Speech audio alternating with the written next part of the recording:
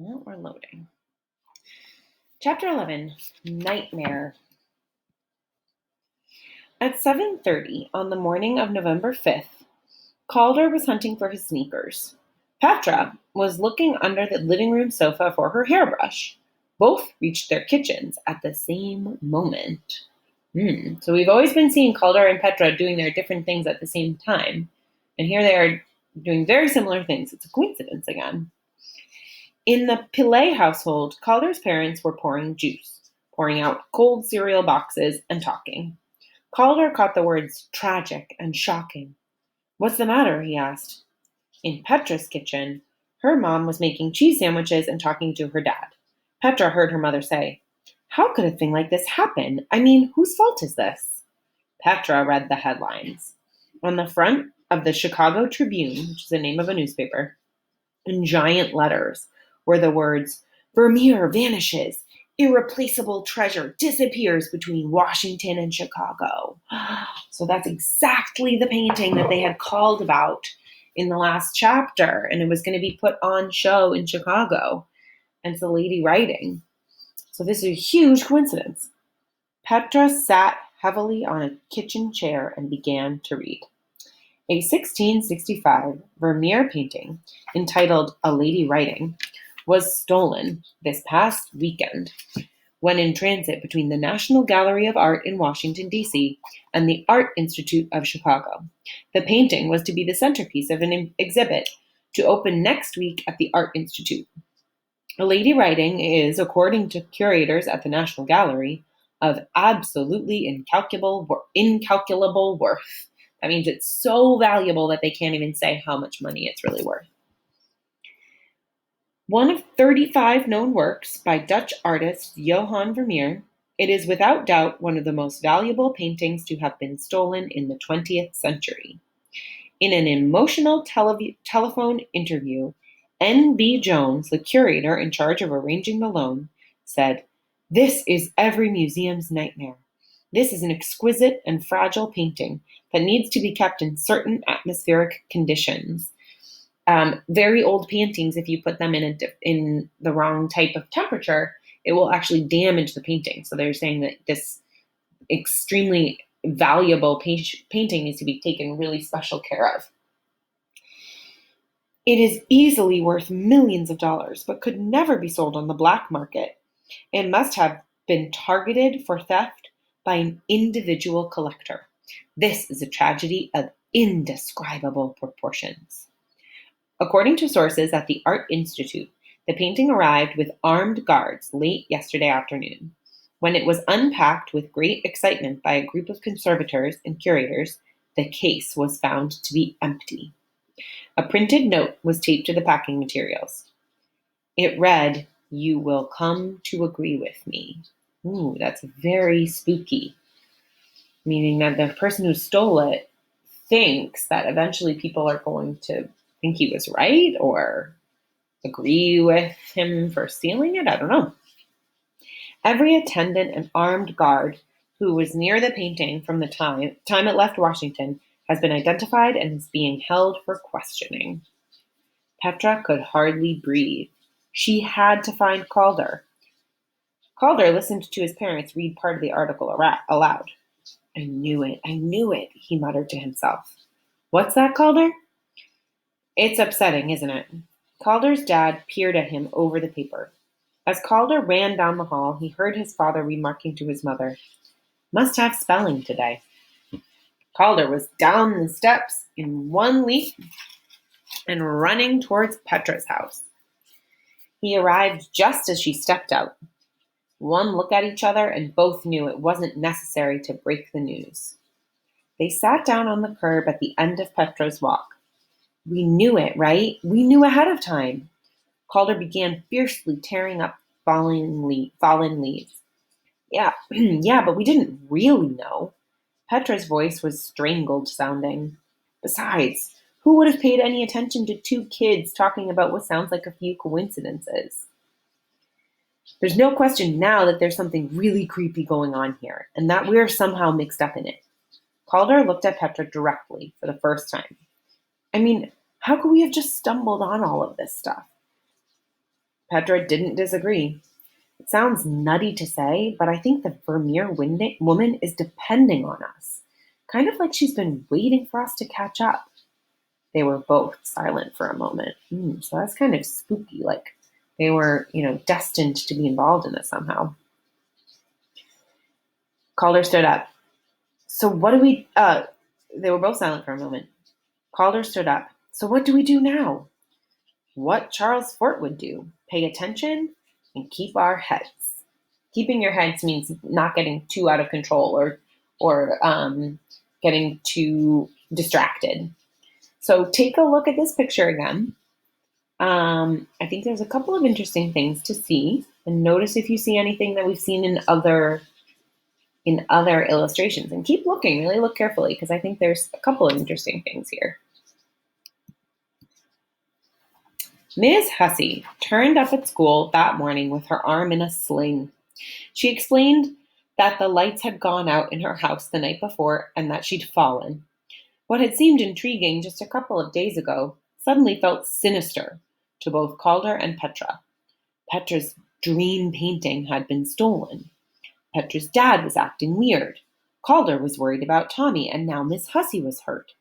Petra and Calder looked at each other, silently running through all the things that were going wrong.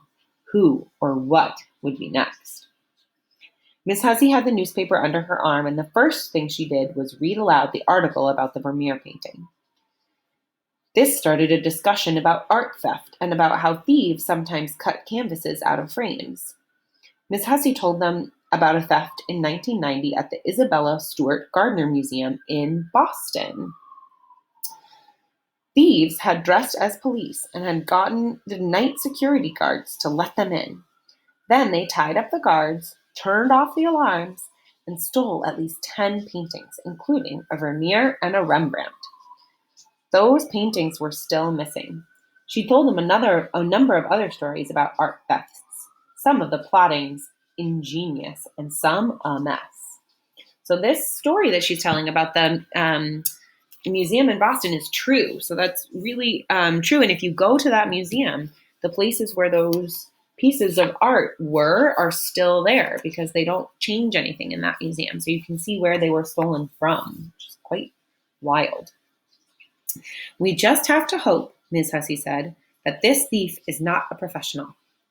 You mean he'll do something stupid? Calder asked. Something that will give him away? Or that he or she will crack under the strain of it all, she said, her voice sounding tired. I'm giving you free work time this morning. I don't feel very well. Most of the class whispered happily or read, seeming to forget about the Vermeer. All day, a book with a full-page reproduction of the lady was propped open against the blackboard. Calder walked by it and was surprised to realize that it was the same book they'd seen Miss Hussey pay for at Powell's a couple of weeks earlier. Another coincidence. The word Calder had seen on the cover hadn't been never. It was part of Netherlandish painting. So Vermeer, remember, was a painter from the Netherlands. So Miss Hussey had bought a book about that part of the world and the painters that came from it. When he told Petra, she got very quiet. Another coincidence, she said, her voice barely audible. Audible means that you're able to hear it. I didn't like the way Miss Hussey said that thing about cracking under the strain. She looks like she's cracking. Think we should tell her we've been studying Vermeer too? It might cheer her up, Calder suggested. Petra thought for a moment. No, she said slowly, and I'm not sure why. I think she's in some kind of trouble, and I don't want her to think we've noticed. Otherwise, we won't be able to help. Petra looked at Calder. Right. She wouldn't want us to get hurt, too, Calder finished. Suddenly, he remembered the pentomino Denise had kicked under Miss Hussey's desk. It had been T. T for trouble. Walking home that day, Calder and Petra saw Miss Hussey cross Harper Avenue and head toward Powell's. They knew exactly what to do. Hurrying to the corner, they looked both ways. There was no one in sight. She must have gone inside. Maybe we can see something through the front window. Mr. Watch is usually facing the other way, If we walk in the door, she might be right there, Calder said. Petra nodded. They crept under the window and stood up just enough to peek over the display shelves. Miss Hussey and Mr. Watch were talking intently, their heads close together. It was frustrating being so close to them and not being able to hear. Petra and Calder's minds were racing, but in different directions. Calder was going over everything he'd seen Mr. Watch ever do that was puzzling.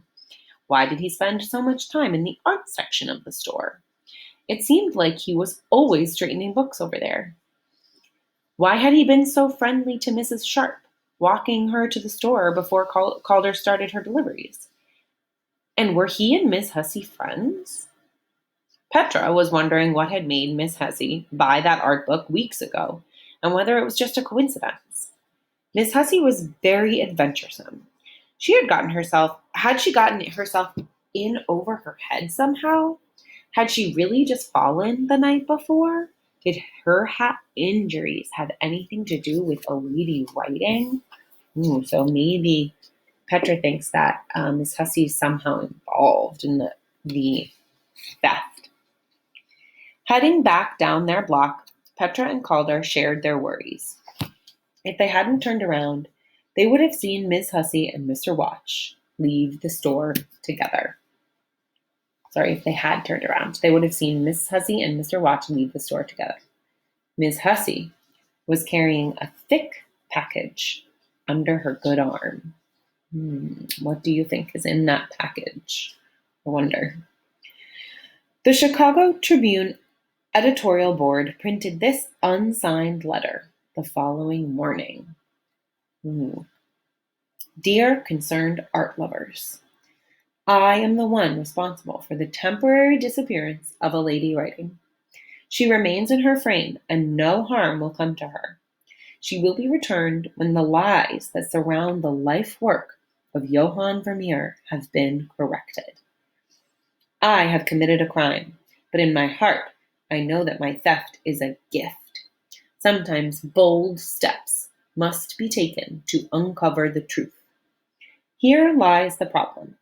The great master known as Johann Vermeer painted, in truth, only 26 of the 35 paintings we now attribute to him. These real Vermeers were done between 1656 and 1669. How do I know this? Look for yourselves.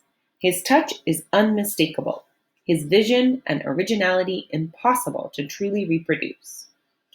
Now tell me why we have no papers, no printed materials written by this great artist about his life work. Why do we know so little about the man? I believe that this is the answer. Vermeer's followers, and perhaps even members of his family, those he taught and those who so greatly admired him, got a hold of and destroyed his papers after his death. Then a number of works done under his direction or influence were sold as paintings either executed by an immature Vermeer at the start of his career or by the ailing artist in his last years.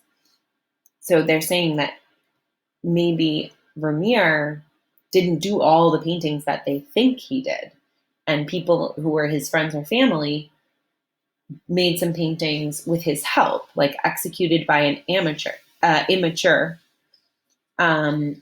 done under his direction or influence, says that he's maybe helping some people, but that he didn't do the painting himself.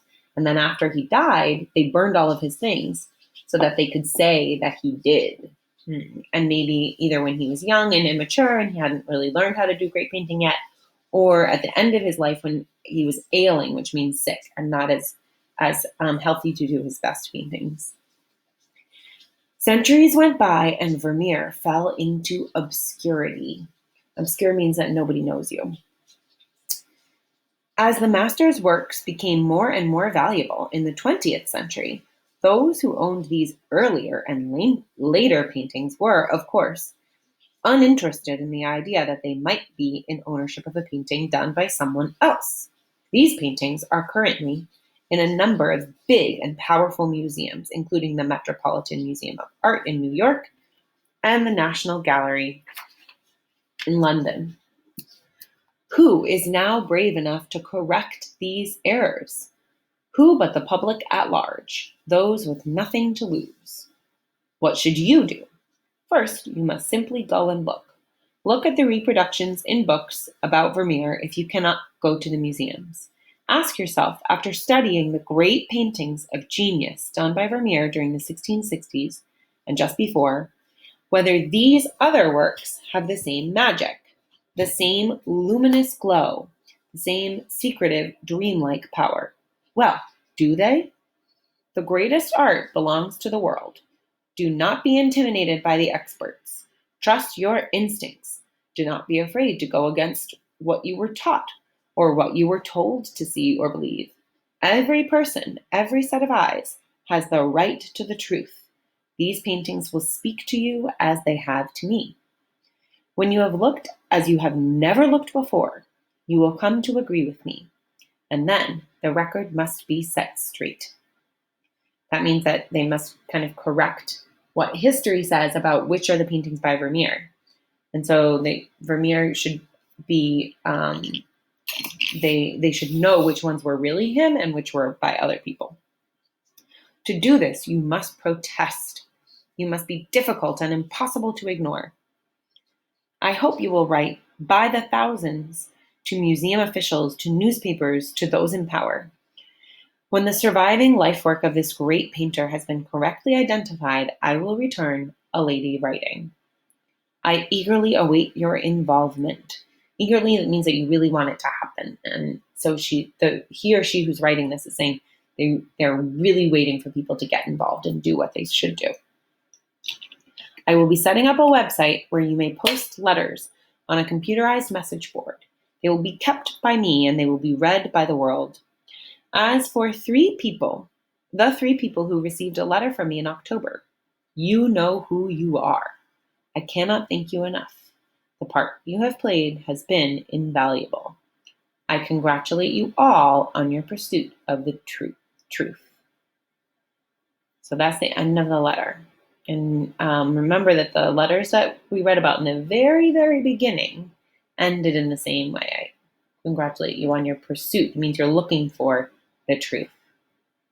The uproar was instantaneous and dramatic. So uproar is like a big fuss, like everybody's really upset about it. Instantaneous means it happened immediately, and then dramatic is just very big. So who do you think wrote this letter? Who does it sound like?